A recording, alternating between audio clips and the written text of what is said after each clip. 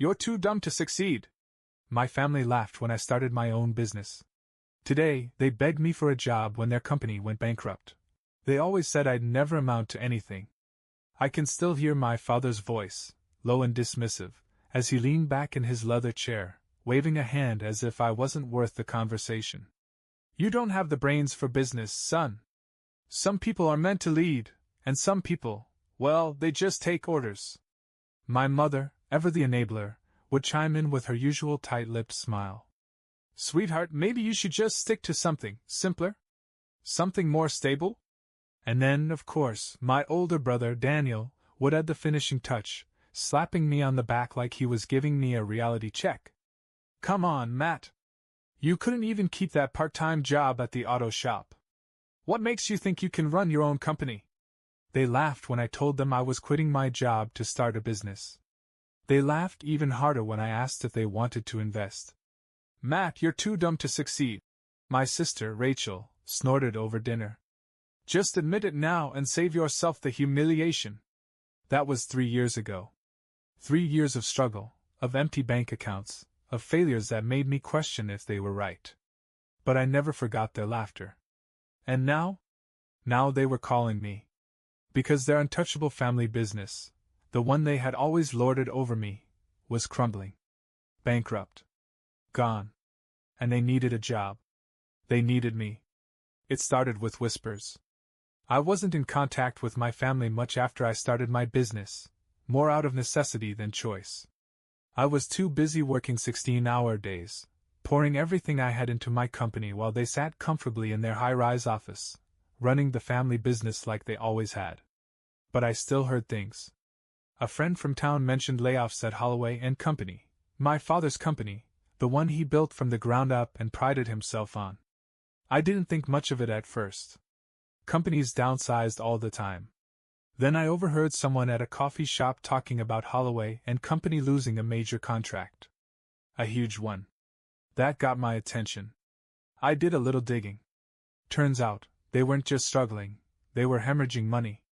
The once mighty company my father had spent decades building was crumbling under the weight of its own arrogance. And it all made sense. My family had always believed they were too good to fail. Too big, too successful, too smart to ever make the kind of mistakes that could bring them down. But the world was changing, and they weren't. They stuck to their old ways, refusing to innovate, dismissing new trends, and scoffing at competitors who adapted. Meanwhile, my business, the one they said would never work, was growing.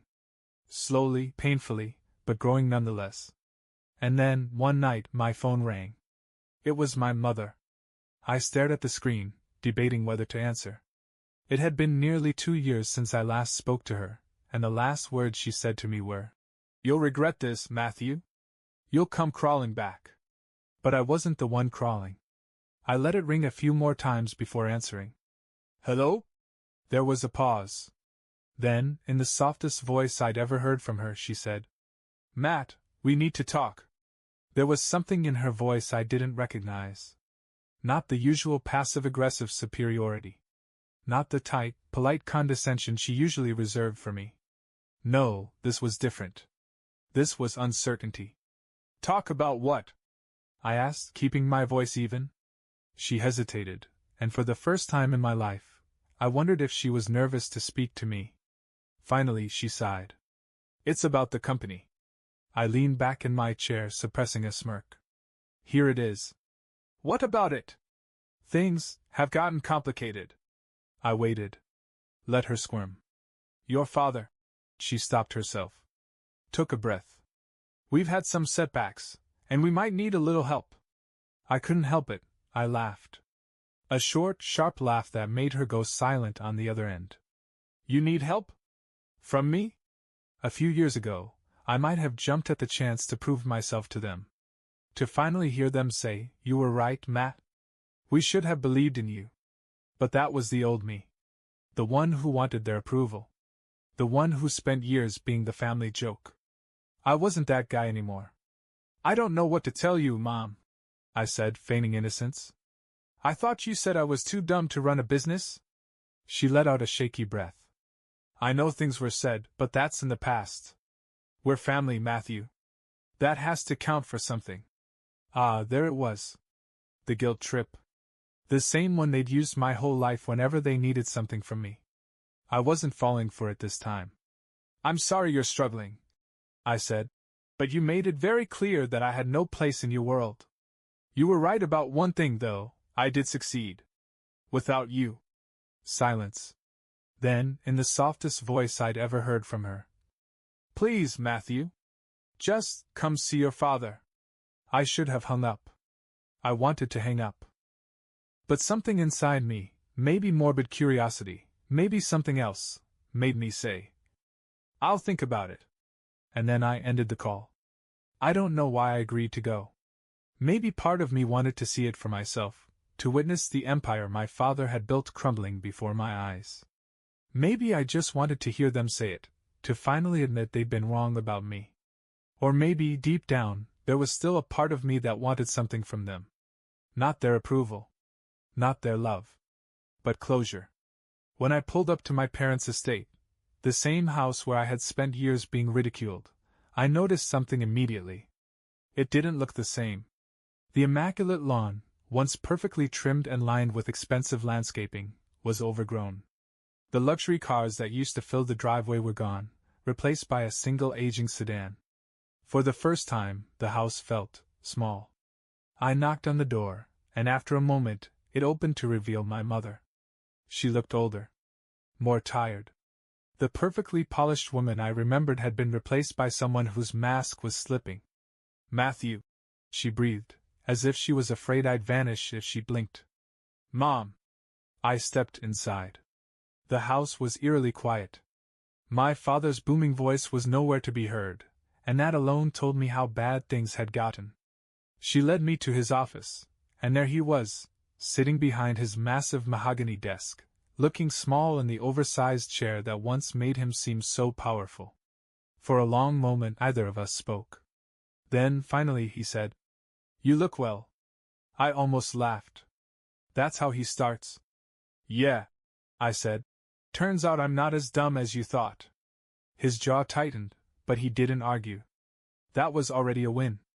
I sat down across from him, leaning back in the chair, waiting. Let's hear it, old man. We need your help. There it was. 3 words I never thought I'd hear from my father. The company is in trouble, he continued, clearing his throat like it physically pained him to admit it. We made some miscalculations. Took some risks that didn't pan out. And now, he exhaled heavily, we're losing everything. You don't say. He ignored my sarcasm. I know we've had our differences, Matthew. But you've built something for yourself. Something successful. And we were hoping. Stop. I held up a hand. Just say it. You need money. Silence. Then, finally, he nodded. Not just money. My mother cut in quickly. The company needs leadership. A fresh perspective. We thought, maybe you could help us rebuild. I stared at them. The same people who laughed at me. Who told me I was destined to fail. Who cut me off without a second thought when I chose my own path. And now, here they were, practically begging me to save them. For years, I had dreamed of this moment. Fantasized about what I'd say if they ever came crawling back. And now that it was here, I didn't feel joy. I didn't feel vindicated. I just felt done. I took a slow breath, looked my father in the eye, and said the one word I knew he had never expected to hear from me. No. His face fell. My mother let out a sharp breath. Matthew, please. She tried again. We can fix this. No, Mom, I repeated, standing up. You can't fix this. And I'm not going to be the one to clean up your mess. My father clenched his jaw. So that's it? You're just going to walk away? Like you walked away from me? I shot back. He had no response to that. I turned and headed for the door. Just before I left, I glanced back one last time. Good luck, I said. You're going to need it. And then, for the first time in my life, I walked out of that house with my head held high. I expected them to call again. I expected angry messages, desperate pleas, maybe even a last-ditch guilt trip about how family sticks together. But instead, silence. And somehow, that was even more satisfying. I went back to my life, back to my company, the one they swore would never succeed. Business was booming, and every day was a reminder that I had built something real. Something of my own. A week passed. Then 2. And then, one evening, my phone buzzed with a name I hadn't seen in years. Daniel. My older brother. The golden child. The heir to my father's throne. I stared at the screen for a moment before answering. Well, I said. Didn't expect to hear from you. Matt, he said, his voice tight. We need to talk. You're about 2 weeks late for that conversation. I know, he admitted.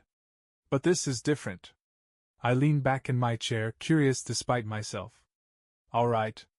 I'll bite. What's so urgent? There was a long pause. Then, in a voice I barely recognized, he said, Dad had a stroke. The words hit me harder than I expected. For a moment, I didn't say anything. Is he? He's alive, Daniel said quickly. But it's bad. He's in the hospital. Mom's a wreck. And the company, he sighed. It's over, Matt. They filed for bankruptcy this morning. I closed my eyes, exhaling slowly. The empire had officially fallen. I just thought you should know, Daniel continued, his tone shifting. And look, I get it. I know how they treated you. I know you don't owe them anything. But maybe... I could hear the hesitation in his voice. Maybe just come see him. I opened my mouth to say no. To tell him I was done. That I had nothing left to give. But the words didn't come. Instead, after a long pause, I simply said, I'll think about it. And for the second time in 2 weeks, I hung up on my family. I told myself I wasn't going. That I didn't owe them anything. That this wasn't my problem. But for the next 2 days, I couldn't stop thinking about it. The image of my father, once the most powerful man I knew, lying helpless in a hospital bed. The company he had built, the one he sacrificed everything for, now reduced to nothing. I wasn't sure if I felt pity, satisfaction, or something in between. On the 3rd day, I got in my car and drove to the hospital. I told myself I wasn't doing it for him. I wasn't doing it for my mother, or for Daniel, or to ease some kind of guilt I didn't even think I had. I just needed to see it. To see him. When I walked into the hospital room, my mother was sitting by his bed, her hands folded in her lap. She looked up when she saw me, her eyes red and tired. Matthew, she whispered, as if she didn't quite believe I was real. My father, once a man who could command a room with his presence alone, looked small. Pale. Frail. He turned his head slightly when he saw me. For the first time in my life, my father looked at me, really looked at me, and there was no arrogance in his eyes. No disappointment. Just exhaustion. You came, he rasped. I nodded but said nothing. My mother sniffled. He's been asking for you. I raised an eyebrow. That I hadn't expected. My father shifted, struggling to sit up, but he was too weak. His hand trembled slightly on the blanket. I had never seen him look so human. I was wrong about you, he said finally. The words hung in the air between us. My mother looked at me, hopeful, waiting for me to say something. Maybe even to forgive him. But I didn't. Because I didn't come here for him. I know, I said. And then I turned and walked out. I walked out of that hospital room without looking back. I didn't owe him anything, not my forgiveness, not my sympathy, not even my anger. He had spent his entire life underestimating me, dismissing me, treating me like I was a disappointment. And now, in his weakest moment, he wanted to rewrite history? No. I wasn't going to let him. As I stepped out into the hospital corridor, I spotted Daniel leaning against the wall, arms crossed. He had the same look on his face that he always did growing up, the one that said he thought he was the responsible brother, the one who kept things together. That's it? He asked as I walked past him. What else is there to say? He sighed, rubbing his temples. Matt, he admitted he was wrong. Isn't that what you wanted? I stopped. Turned to him. No, Daniel. What I wanted was for him to believe in me when it mattered. Not when he had no other choice. Daniel looked away, jaw tight. He knew I was right. I took a deep breath. I know this is hard for you, I said, softening slightly. But this isn't my fight anymore. I built something for myself. Without him. Without any of you. And I'm not going to let him drag me back into his mess just because he finally realized I wasn't the failure he thought I was. Daniel didn't argue. He just nodded, almost approvingly. So that's it then, he muttered. You're done with all of us? I thought about that for a second. I don't know, I admitted. But I know I'm done being the one no one believed in. And with that I walked away from the family that had doubted me, away from the weight of their expectations, away from the shadow of a name I no longer needed. For the first time in my life, I was truly free. The drive home was quiet. No music, no distractions, just the hum of the road and my own thoughts. I had spent my whole life chasing something I thought I needed. Their approval. Their validation. The acknowledgement that I was worth something. But standing in that hospital room, looking at my father, the man who once made me feel small, I realized something. I didn't need it anymore. I had built my own future. I had proven them wrong. And most importantly, I had done it without them. My phone buzzed as I pulled into my driveway. A message from my mother. Mom, I hope you reconsider. We still need you. Still. Even after everything, she wasn't asking if I wanted to be part of their lives, only if I could be useful to them. I stared at the message for a long moment. Then, without hesitation, I blocked her number. And just like that, the last chain binding me to the past was gone. I stepped inside my house, the home I had bought with my own money, earned from the business they said would never succeed. I looked around, letting the silence settle over me. This wasn't a mansion like the one I grew up in. It wasn't extravagant. But it was mine.